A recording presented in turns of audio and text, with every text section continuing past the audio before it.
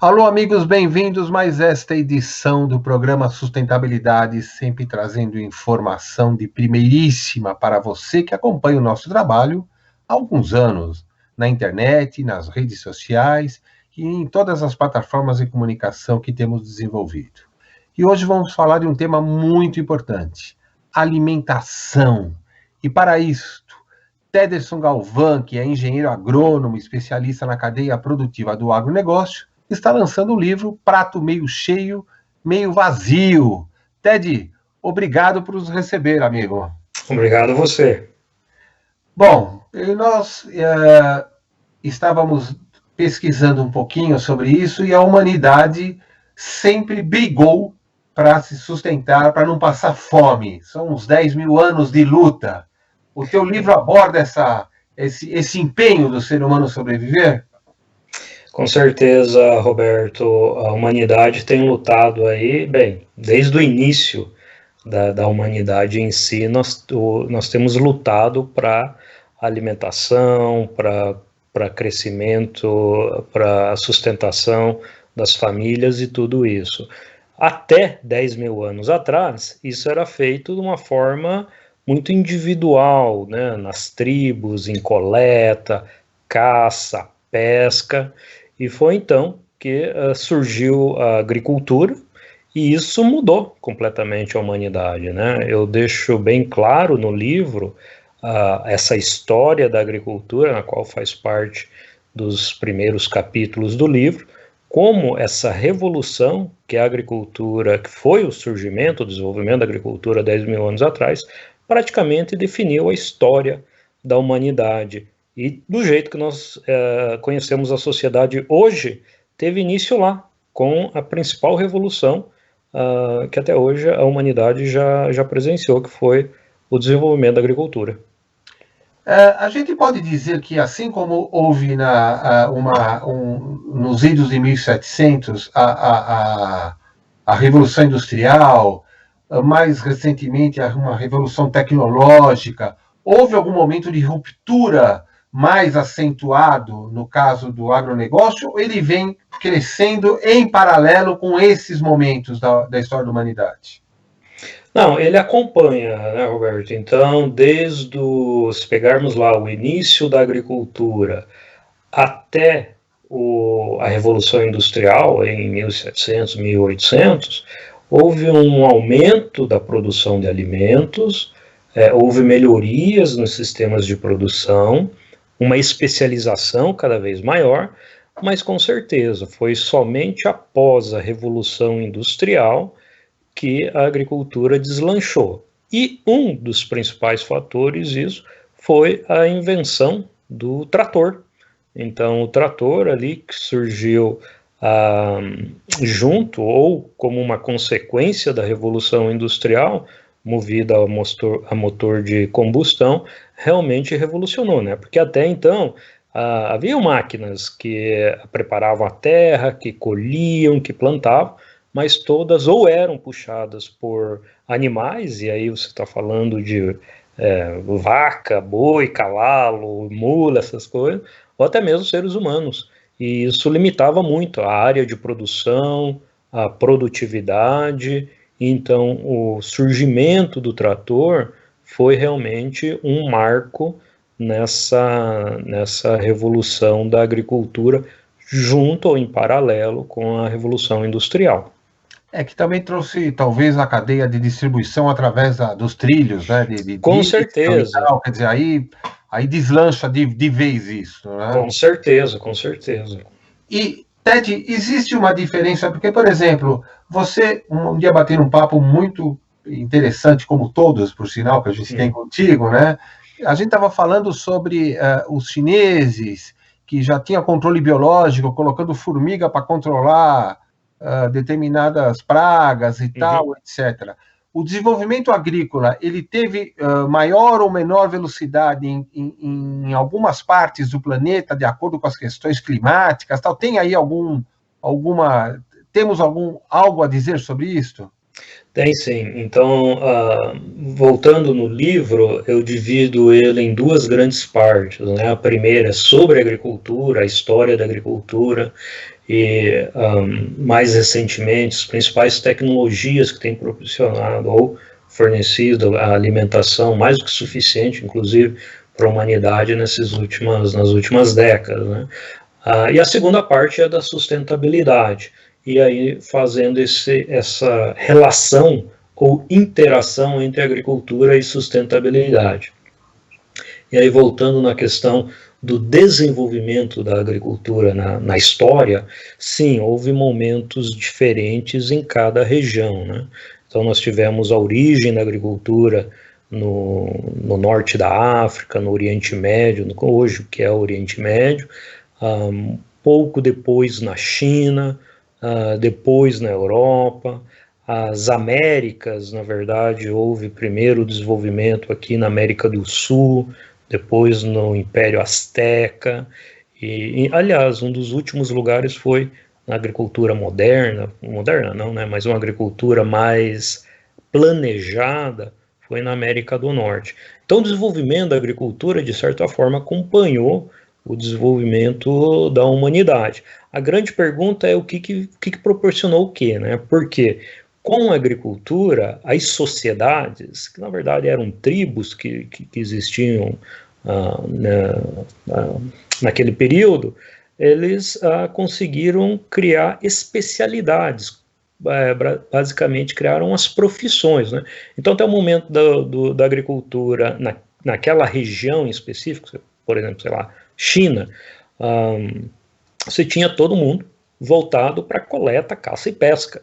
Com a agricultura, você começa a ter a divisão de trabalho, onde então você tem pessoas focadas na produção de alimentos, pessoas focadas na proteção dessas comunidades, então surgem os exércitos, surgem os governantes, surgem as outras profissões a partir do momento em que se liberou espaço, né, dentro dessas comunidades para que outras pessoas fizessem outras coisas, e não somente a caça, a coleta e a pesca. Então, a agricultura, sim, ela está bem sincronizada com o desenvolvimento dessas civilizações e tem acompanhado isso de uma forma ou de outra. E com a Revolução Industrial foi a mesma coisa.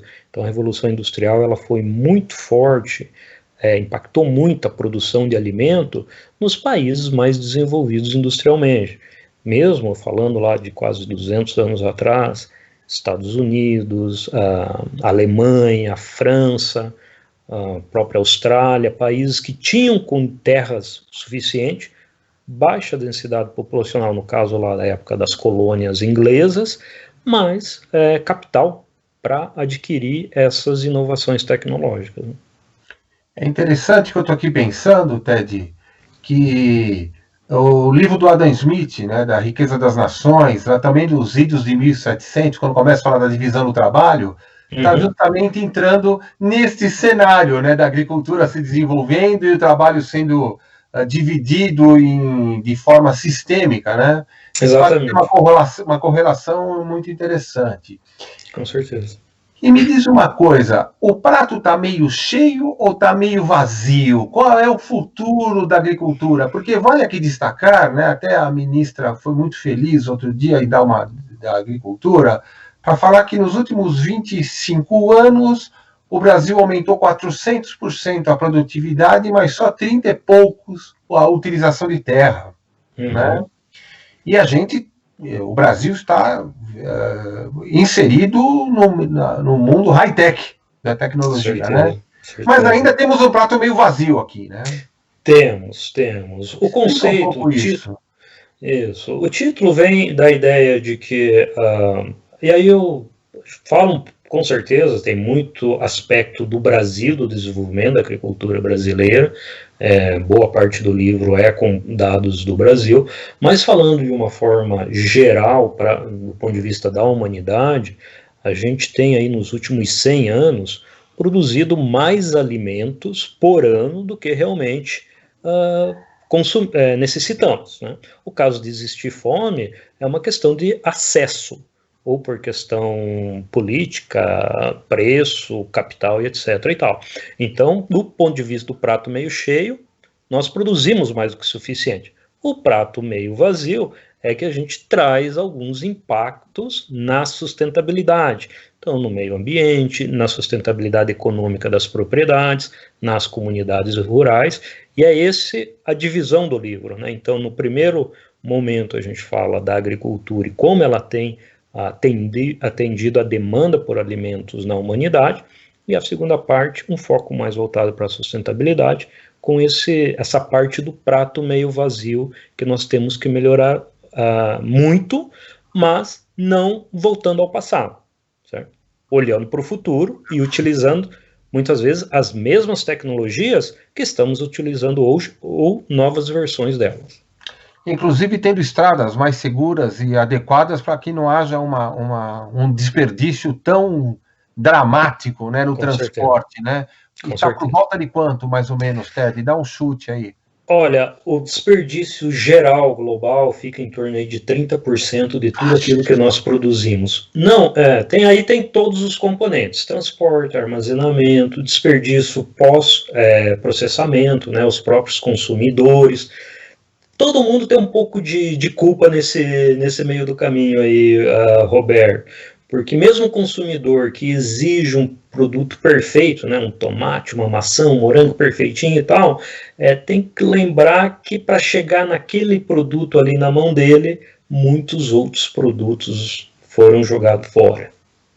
Eu vi um comercial de uma cadeia francesa de supermercados que colocava só com desenhos alimentos feios, e ele estava triste, o alimento, era abóbora desprezada, não sei o quê, e aí começaram a vender com preço mais baixo e desovou uma quantidade que estava sendo desperdiçado no transporte, né? Com certeza, isso tem muitas iniciativas legais de cadeias de supermercados, cadeias de restaurantes, chefes, né? Temos vários chefes internacionais, até brasileiros, que promovem o consumo desses alimentos, meio feinhos, mas que não devem nada com relação ao valor nutricional. Então é importante as pessoas entenderem isso, né? Porque o alimento está meio feio, é que ele é pior nutricionalmente, tá? Ted, me fala uma coisa. Nós estamos, inclusive, diante de uma situação interessante do campo da agricultura, porque é onde o Covid menos se alastra, né? Porque as pessoas estão mais distantes, menor concentração de pessoa, tal. E a agricultura que está segurando a onda econômica do Brasil, mais uma vez, no meio desse cenário dramático que é a situação de saúde, né? Você acha que isso vai gerar um novo impacto ou um novo olhar na agricultura no Brasil e no mundo por conta desta necessidade de salvar o planeta e as pessoas, consequentemente? Bem, em primeiro lugar, o Brasil tem um impacto já reconhecido globalmente, né, por décadas, do papel na produção de alimentos para a humanidade em geral, né? Então, as estimativas da ONU aí colocam o Brasil como um dos países chaves no aumento da produção de alimentos para as próximas décadas, né? Então, se nós imaginarmos que em 2050, por exemplo, daqui 3 décadas, nós teremos em torno aí de 9 bilhões de pessoas, o Brasil seria responsável aí por mais ou menos 1/3 da produção de alimentos para suprir a demanda desse povo todo aí, né? Então, o Brasil, ele vem dentro dos grandes países produtores, com certeza liderando em várias áreas, produção e exportação. O que nós estamos vendo aí nesses últimos meses com a pandemia é que nós brasileiros, né, estamos nos dando conta disso, né? Quem trabalha aí no agro, no dia a dia, sabe muito bem disso, tem esse conhecimento. Mas agora a mídia também, mais de massa, está ressaltando esse fator aí. Eu acho que a pandemia, ela está nos dando aí um senso de, vamos falar assim, trazendo um pouco a humanidade de volta para a Terra, tá, Roberta? Dessa forma que eu enxergo, né? A gente estava muito voando demais, né? Nós tínhamos aí países com crescimentos na economia em geral, em 10 anos, 15 anos sem parar, então meio que criou até um senso aí de que a humanidade era imbatível. E veio o vírus aí, né, infelizmente, dessa forma, né, muitas pessoas estão sofrendo, né, todos nós, na verdade, para meio que dar uma baixada de bola na humanidade.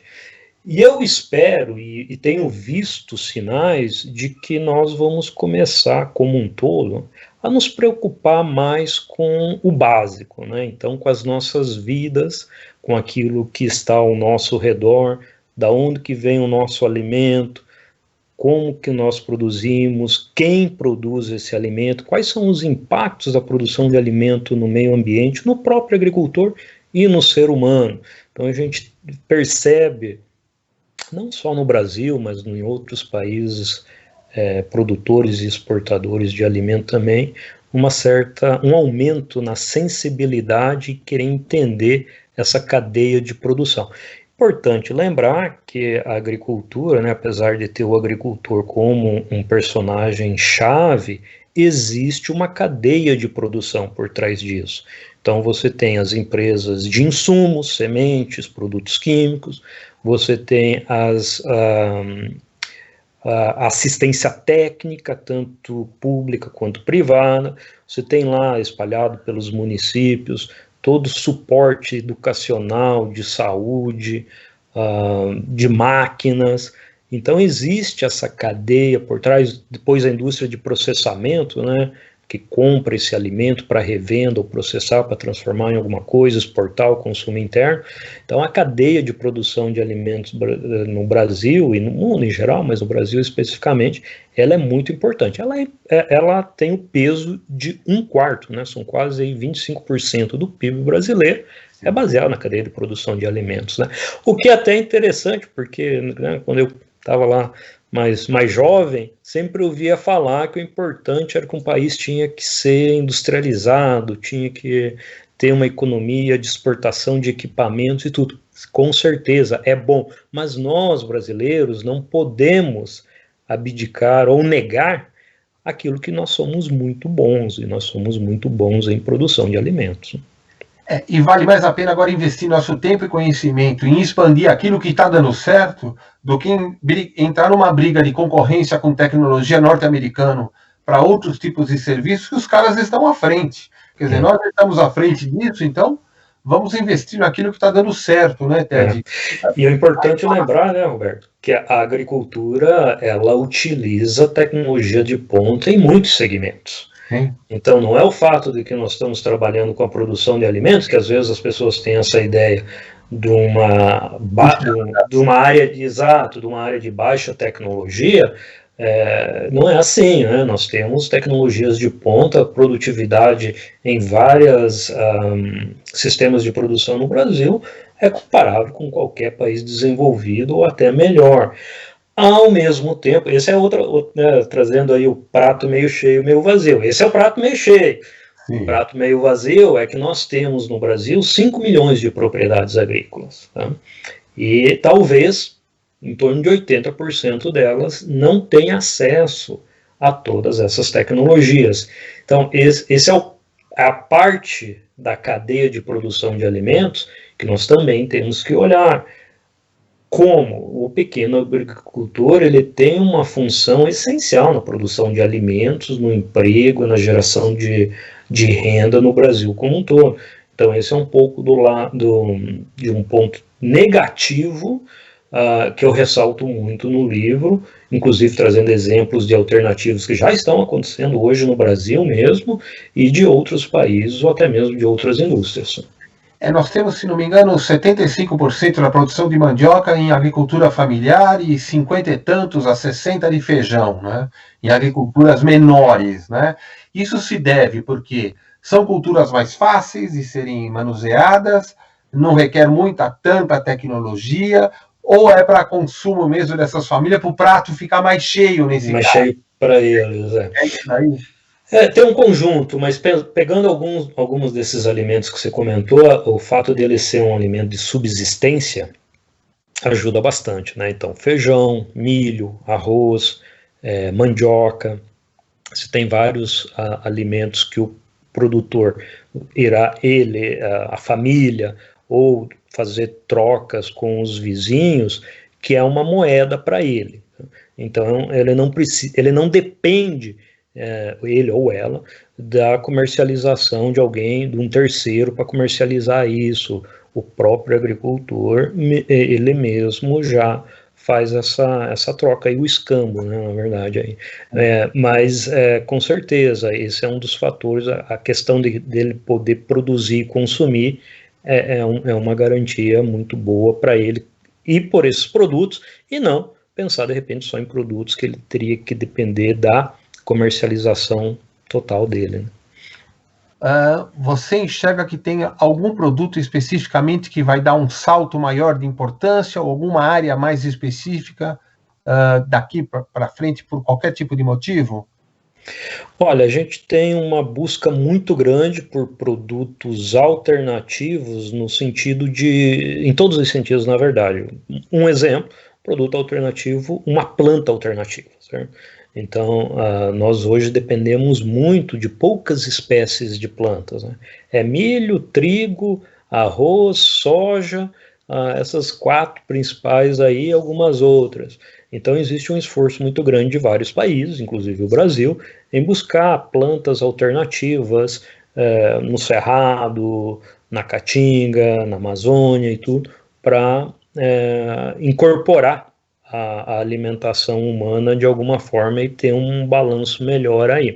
Tem alguns riscos, né? Eu até cito no livro ali o problema da quinoa no Peru, que é um produto que foi introduzido, é um produto consumido localmente, era consumido localmente até poucas décadas, depois se tornou um produto popular globalmente, só que agora está causando um problema lá no Peru, porque aumentou o preço, o nativo está pagando mais caro, e está destruindo boa parte da floresta lá peruana lá para a produção desses produtos, essencialmente para exportação. Então nós temos que buscar alternativas, dei um exemplo aqui de uma espécie de planta, existem outros que são alternativas de proteína animal e etc., mas a gente tem que olhar o prato meio cheio e o prato meio vazio, né? Nós temos que olhar o conjunto, porque às vezes as pessoas fixam só naquilo que aparentemente traz de benefício ou para o consumidor, ou para o próprio produtor, ou para alguém da cadeia. Mas tem que entender o processo como um todo e quais são todos os impactos antes de começar a promover alguma coisa diferente do que nós temos hoje. Né? Para adquirir o seu livro, Ted, fale um pouquinho sobre isso, onde a gente pode ter mais esse conhecimento importante e aprofundar esse debate. Perfeito. O livro ele está disponível na Amazon, então se procurar no amazon.com é só digitar lá prato meio cheio, meio vazio. Eu criei um site, chama 11bi, 11 do número 11, bi.com, onde você também pode adquirir o livro através desse site também por outras formas ali, tá? Ted, muito obrigado, viu? Foi uma delícia mais uma vez conversar com você. Acho que nós vamos ter que marcar em breve uma outra prosa dessa para nós aprofundarmos as alternativas e as possibilidades da agricultura no Brasil, esse celeiro de vida para todos nós brasileiros. Muito obrigado, viu, Ted? Um prazer, Roberto. E até breve. Nós encerramos mais essa edição do programa Sustentabilidade, falando com Tederson Galvão, engenheiro agrônomo, especialista na cadeia produtiva do agronegócio, que está lançando o livro Prato Meio Cheio, Meio Vazio. Até breve e voltamos com um novo tema de importância nacional.